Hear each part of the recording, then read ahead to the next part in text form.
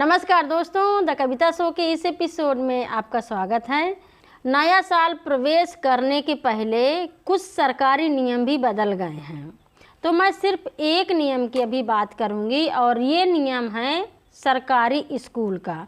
अभी तक सरकारी स्कूलों से कक्षा 1 से लेकर के 8 तक के जितने भी बच्चे होते थे उनको स्कूल की तरफ से 2 जोड़ी ड्रेस, स्वेटर, जूता, मोजा और बस्ता मिलता था।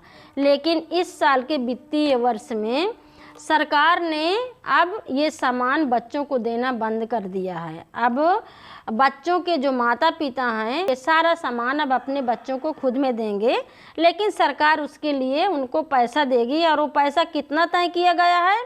1100 रुपये। एक बच्चे को 1100 रुपये दिया जा रहा है, जिसमें से माता पिता को बच्चे के लिए एक स्वेटर, एक बस्ता, 2 जोड़ी ड्रेस, जूता और मोजा खरीदना है। अब जब ये पैसा अभिभावकों के खाते में चला गया और वो पैसा लेकर के अभिभावक जब बाज़ार में गए और उन्होंने सामान खरीदा तो उसमें से सिर्फ एक जोड़ी ड्रेस ही 1100 रुपये में मिली। कितना तक का पुष्पा आया? अभी क्या क्या खरीदना होती? अभी बस्ता बकाया है, स्वेटर बकाया है, कनबंधना बकाया है। उतने में हो नहीं पा रहा है, क्या करें। बहुत टेंशन में हैं जितने भी ये अभिभावक है, क्योंकि उनके ऊपर ये भी दबाव है कि उनको इतना सामान खरीद करके अपने बच्चों के लिए देना है, लेकिन उतने पैसे में कुछ भी नहीं आ रहा है। अभिभावकों ने खबर लहरिया को बुलाया और उन्होंने कहा कि हमारी आवाज़ को आप अपने चैनल के माध्यम से सरकार तक, अधिकारियों तक पहुंचाइए। हम जब लोगों से इंटरव्यू कर रहे थे, बातचीत कर रहे थे, तो हमें पता चला कि सच में कितना मुश्किल है इस महंगाई में कि वो इतना सारा सामान खरीदेंगे। बहुत सारे लोग हैं जो गरीब हैं, मजदूरी करते हैं, वो इतना सारा पैसा कहाँ से पाएंगे कि अपने बच्चों को सारा कुछ स्कूल के हिसाब से खरीद करके देंगे। जब हम अधिकारियों से बात कर रहे थे तो अधिकारियों ने कहा महंगाई के हिसाब से इतना कम बजट नहीं है। ये शासन की मंशा है, इस विषय में मैं कुछ नहीं कहना चाहता हूँ। आप ही बताइए कि 1100 रुपये में इतना सारा सामान कैसे आ सकता है? इतनी महंगाई है इस समय। अगर एक जोड़ी ड्रेस माता पिता अपने बच्चे के लिए लेगा तो बाकी का सामान नहीं ले पाएगा। मैं सोचती हूँ कि आखिर सरकार इतने कम पैसा क्यों भेज रही है, इतना बड़ा भेदभाव क्यों कर रही है?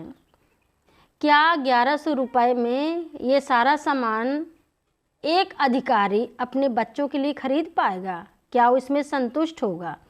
ये सब चीज़ों के बारे में क्यों नहीं सोचा जाता है?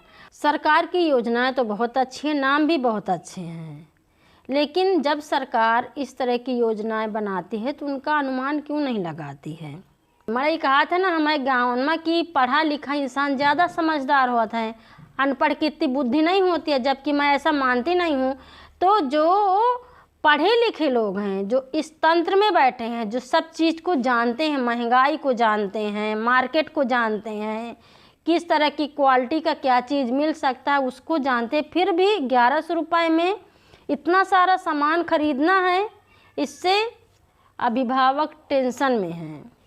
मैं तो कहती हूँ कि आप 1100 रुपये दीजिए, एक ड्रेस अलाउ करिए, बाकी का सामान तो माता पिता खुद में लेके देंगे।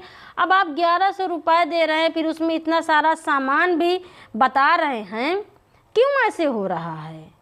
फालतू का खर्च जो आप परिवार के ऊपर थोप रहे हैं, ये परिवार अपने आप में करेगा, आपके कहने के हिसाब से नहीं करेगा।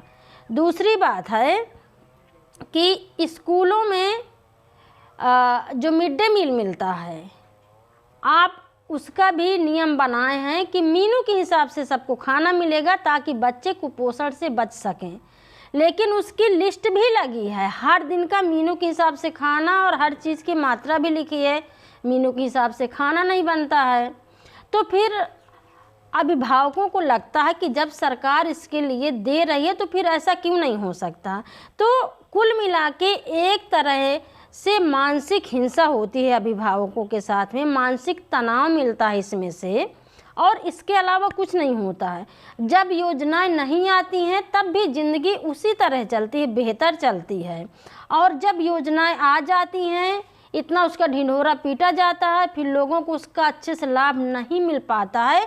वो एक विषय होता है कि लोगों के दिमाग में तनाव पैदा करता है, टेंशन पैदा करता है और वो चर्चा का विषय बनता है। तो दोस्तों, आपको क्या लगता है?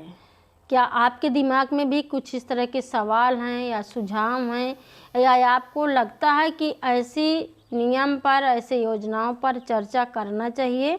तो आप ज़रूर से मुझे लिख कर के भेजिए। अगर मेरे इस शो की चर्चा आपको पसंद आई हो तो आप अपने दोस्तों के साथ में ज़रूर से शेयर करिए।